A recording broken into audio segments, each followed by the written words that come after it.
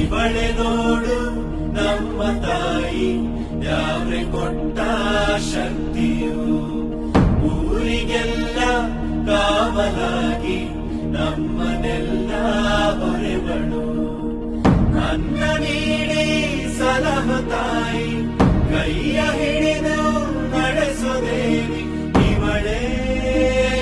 ಅನುಷ್ಕಾ ದೇವಿ ರಾಣಿ.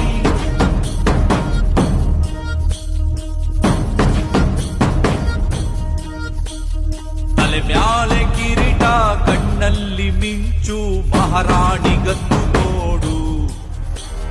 ಕತ್ತಿಯ ತೆಗೆದು ಸಿಡಿದೆದ್ದು ನಿಂತರೆ ದುಷ್ಟರ ಸಂಹಾರ